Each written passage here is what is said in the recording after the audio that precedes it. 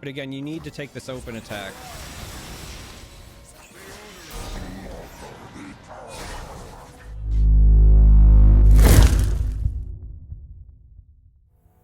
Oof.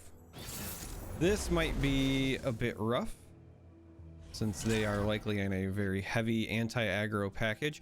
I promised that the next time I did a video, I was going to do something a little bit more competitive, and so I thought I would share one of the 3 or 4 Azir lists that I have been really enjoying. This one in particular is a Shadow Isles paired with Azir aggro list, and I use Shark Chariot and Hecarim in this build. This one is meant to play like an aggro list that has a harrowing on the top end, but instead of harrowing, it's just Hecarim. Like Hecarim in this list is essentially a harrowing. I have another Shadow Isles list, and at the end of the video, I will also share that one. When I go through this deck, I will also go through the other Shadow Isles one, which is far more burn oriented. It's a little bit lower to the ground. This one still runs Prankster because I think it's a requirement because of Trundle Lysandra lists right now. But the other one is far lower to the ground and hard on burn / Prankster. I also have a Demacia Azir list and a Noxus Azir list, and I'm really enjoying the archetype. But for today's video, I wanted to rock the horse. It's been a while since I've been able to feature Hecarim just kind of like in general on the channel, and so I wanted to do that. But all of that aside, gang, this is potentially a bit of a rough start because we are up against a list that is designed, like through its very nature, to shred us. I am inevitable. Let's go ahead and skip this. These lists are very, very good at blowing up a wide board. I think we want Azir and a Bark Beast here as opposed to the Wrath. Azir still allows us to get our Shark, but it allows us to also potentially get this Bark Beast up and running.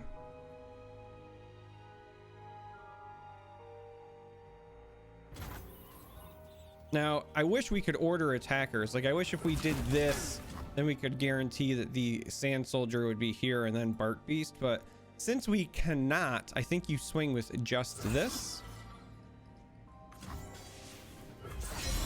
And we get this going. So because we run Azir and Chariot and Emperor's Deus, and I'm also running 3 copies of Desert's Wrath in this version because it's the Hecarim version, we have a lot of ways to get some value out of Prankster and out of our other stuff. And so again, here's a nice shard, and it's a bit rough because it's going to nuke our Bark Beast as well. And this is what I was referring to when I said that this list in particular is really bad for us. And this is also why we run Prankster. I think you have to run Prankster in these Shadow Isles versions of the list right now because they're going to nuke your board, and if you can get some extra value along the way, it will go miles. Because even here we could be facing down like an Avalanche, for example, to deal with our Prankster, and you know, other things of that nature. So right now I think I want to go with, let's actually go with a Bark Beast. I wanted to go with this for blocking, but if they swing I can actually just block here, but otherwise we will hit this. This is mostly about getting Azir leveled and also triggering this Bark Beast before we run into Avalanche range here. And now on this next turn we have a decision to make, because on the one hand, we'll also get 2 damage from the Prankster, but on the one hand they won't have enough for a Ruination, so it's a pretty good time to try to develop Hecarim.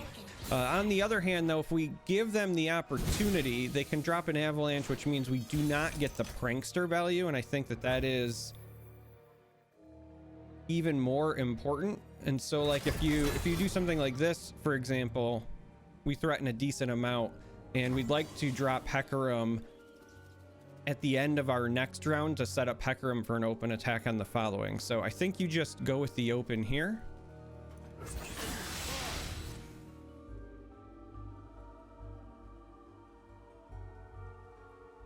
Because again, right now, we have to assume that they have access to board wipes, whether that's another ice shard. So there you go.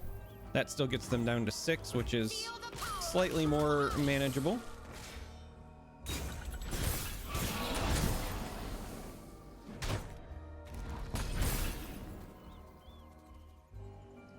And so the play here for us is we're still going to develop this prankster as well. Welcome to the tipsy hour. Yeah, the healing's not great for us, but we'll do what we can. We want to develop this prankster as well, and then next turn we will likely develop Dunekeeper as a bit of a slow play and potential series of blockers, along with the... Well, that's interesting. Maybe we won't do these since they are just bringing the heat here, getting us down to 7. I think we just accept that. Now the problem is they're still at 9 mana, and we do not want to run ourselves into a ruination if we can help it. So Avalanche is not great for us, but this gets us below ruination. A second Avalanche or Ravine effect here is really devastating, but there's nothing we can do about it. So you play your Hecarim and then just pray they don't have the second one. Hecarim survives that, but the other 2 die, and you really want this prankster to survive since the other one has bit it.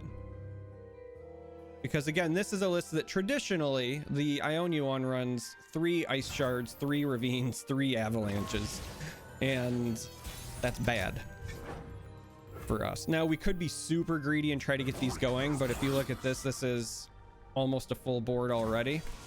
The Hecarim levels up. We get a lot of bonuses from other things, so you want to get this going with the open attack.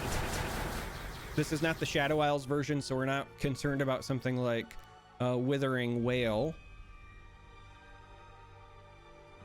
They could have the 3rd Ice Shard. They could have something like Homecoming. But the key is we're trying to get damage in and then also have the Prankster finish things off for us. We might have considered attacking with Azir here as well as the 6th unit. Just for trying to go for lethal, just for that additional pressure.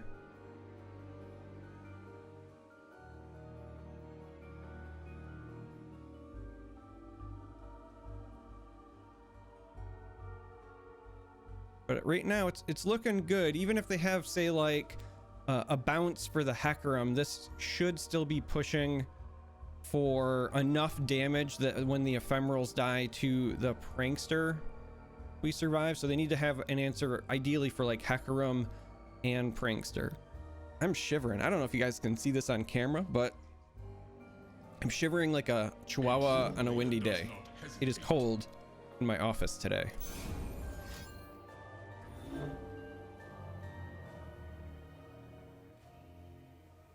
We haven't got the concede yet, and they're going slow here, so I think they have outs that they're trying to work through, which is not great for us. We really wanted a lethal here.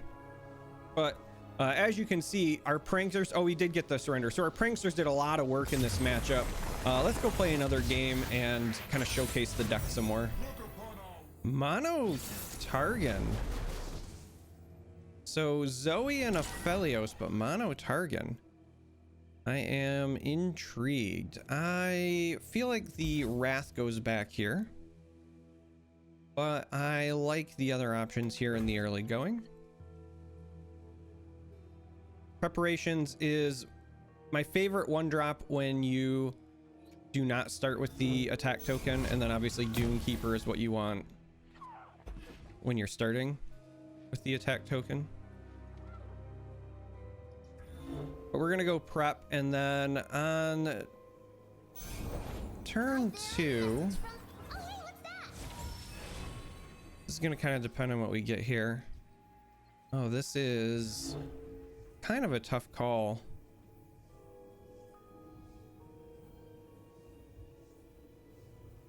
I think we're actually going to take the Hecarim here because we've already got a Deus, so the Wrath isn't necessarily as important. But on turn 2, we have the decision to make between the Dune Keeper and the Cursed Keeper here.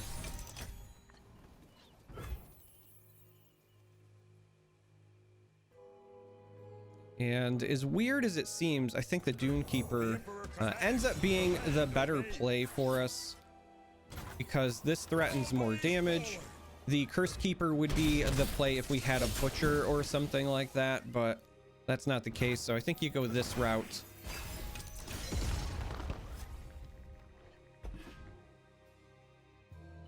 And then on a turn like this,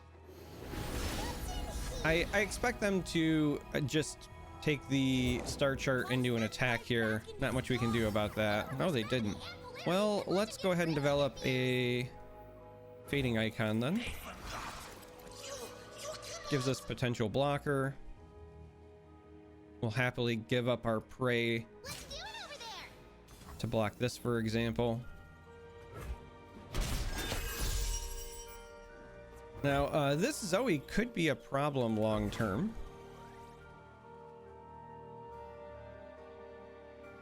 Believe it or not.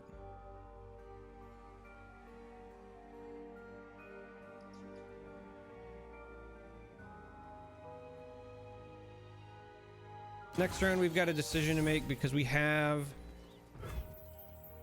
the Wrath, but we could also develop Deus and the Keeper. In this particular instance, I'm actually a big fan of the Wrath just because we can do Deus and Azir on the off turn. We can also still just do Deus and overwrite this as well, depending on what they play as another option here. And then by the time Azir and Cursed Keeper come down potentially this next round, Azir will be essentially leveled at that point.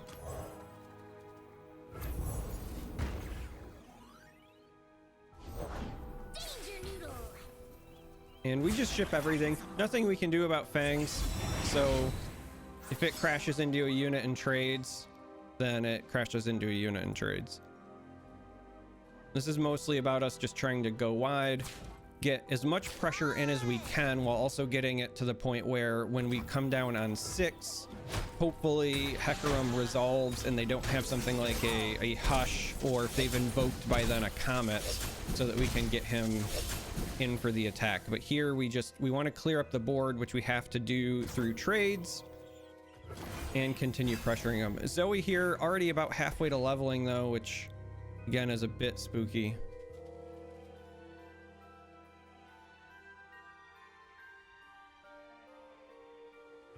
So we gotta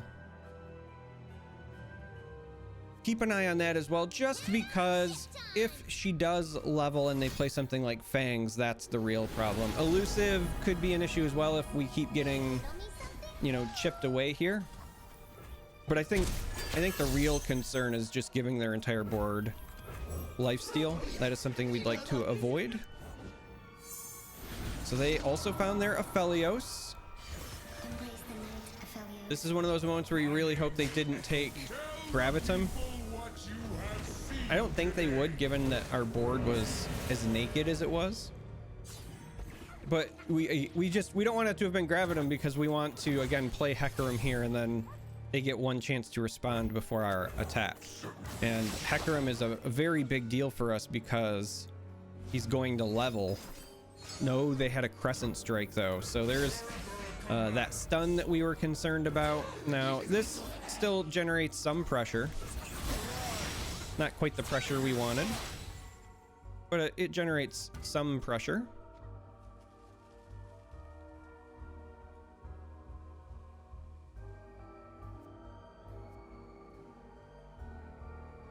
Really a shame they had the Crescent Strike, but Ultimately, I think that's still a play that you have to go for there. Now they're debating. Now, if they go down to 2, that's potentially good for us, because if we can find ourselves a prankster, then we can maybe just get the rest of the way before they have a chance to lifesteal, because that is the concern. Because you have to assume that this is phasing into Severum here, and throwing it on something like Zoe, for example, means that we can't do anything about it.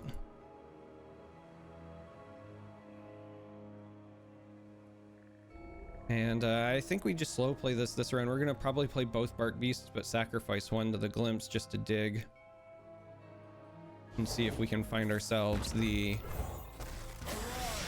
answer that we need, which again would be Prankster.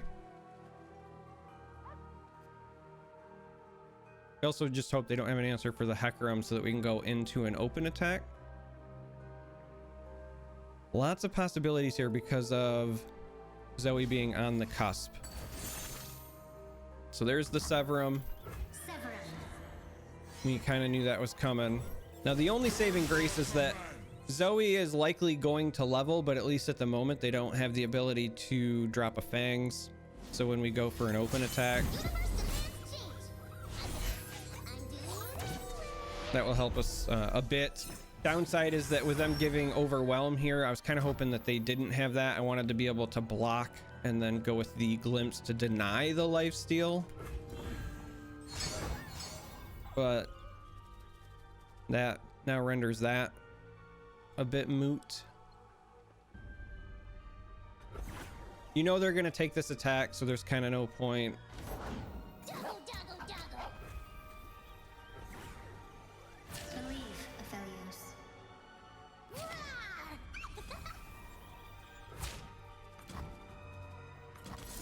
Again, we're going to take the full damage, but it's the same as if we popped it on the bench. No mana, so they can't stop us. So we really want a Prankster. With the 3 mana here, that's what you ideally want. No Prankster, so we just bank our spell mana and hope that we can finish them off this round with the open attack. So what we have to consider is that this is a nearly full board. We could also play 1 copy of Azir's Rise here to get even more ephemeral presence, or we could just swing with the Bark Beast. So that's the decision that we have to make. We could also swing with Azir, who just represents 6 more damage himself. And I think that's probably our best bet since we have a backup Azir if something does go haywire. But again, you need to take this open attack.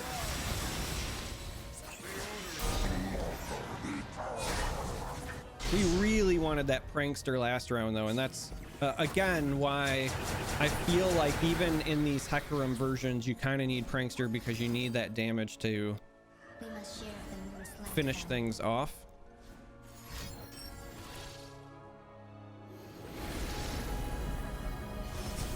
So still have lots of mana available, but those are not necessarily burst spells that we care about.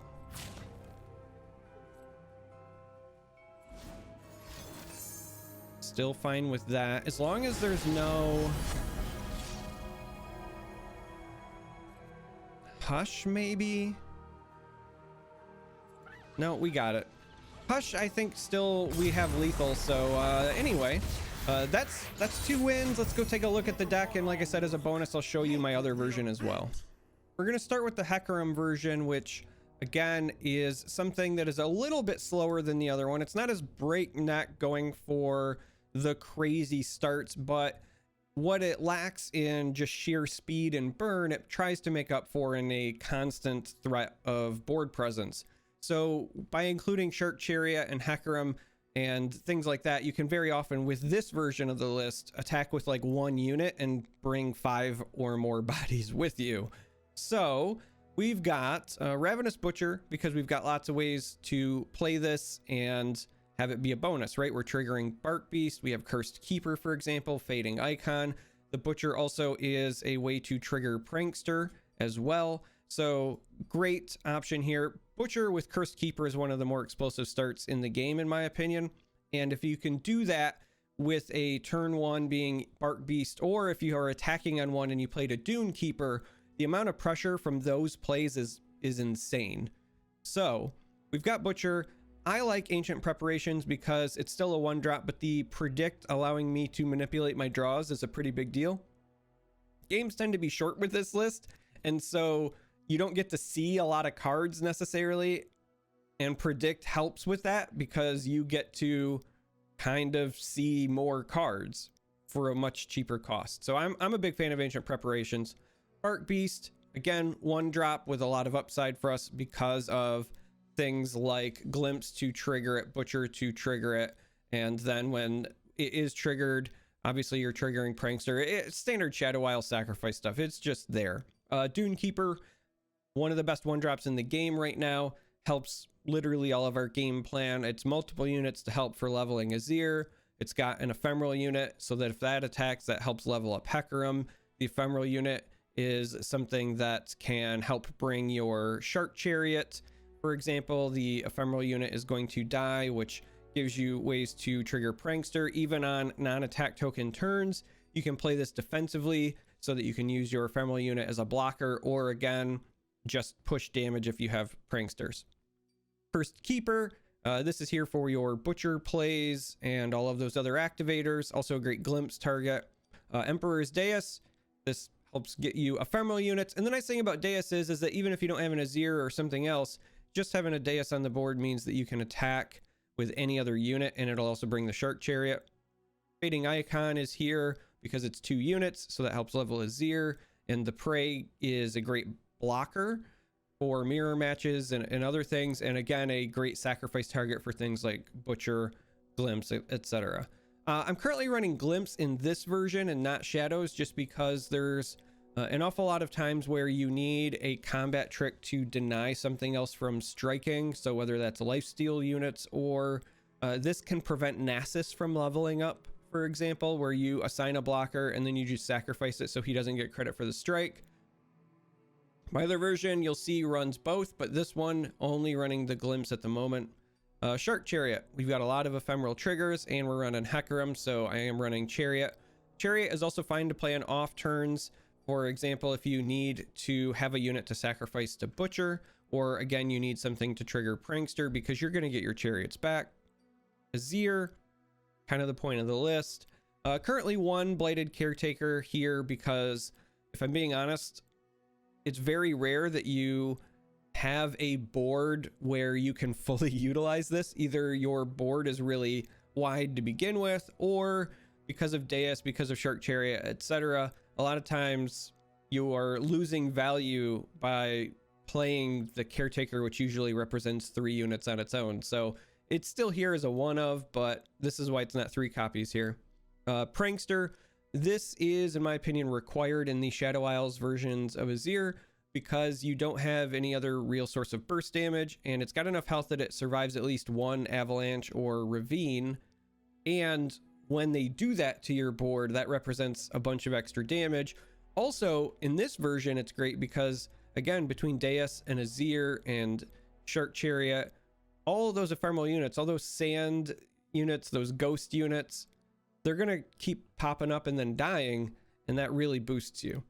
This version, because again, Shark Chariot and Hecarim running 3 copies of Desert's Wrath fits the synergy, and then Hecarim is your harrowing, but just in body form. So this is this version of the list. I will put the deck code and a Mobalytics link in the video description. But in case you're wondering, you know, how you can play an even more aggressive version, I'll give you a quick peek. Just because if Hecarim is not your thing and you don't want to be that speedy, this is basically the same list, but you got the same start. You sacrifice Hecarim for release because it's again just more early bodies and fearsome to potentially push damage. Still running Deus and Icon, but there's no Shark Chariot because we're not caring about helping level Hecarim. running Glimpse and also 3 copies of Stalking Shadows, because in this one, you're not going to be relying on Hecarim to give you a full harrowing style effect, so you need to reload more often, and Stalking Shadows is a great way to do that. 2 Ruinous Path, again, because you need that burn. You're focused on being breakneck aggressive with this version. You want much faster starts. 2 copies of Caretaker, because you're not running into the full board scenario as often.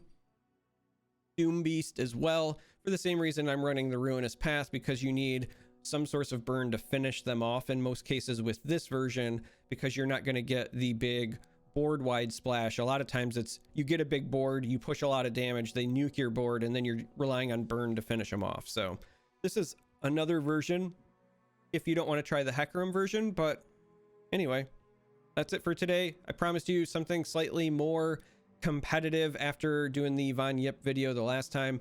I think I might do one more competitive slash, you know, capable of climbing the ladder deck for tomorrow as well, and then maybe back to memes. I don't know, there's so many things I want to play and so many things I want to make videos for. I still want to do a Restore the Sun Disk video, for example, but I'm kind of waiting to see if the bugs revolving around that deck get resolved at some point, and so on and so forth. So I've got more that I want to showcase, but it's a timing thing. So anyway, if you made it this far, I love you all. Thanks for watching, and until next time, may you walk on warm sands.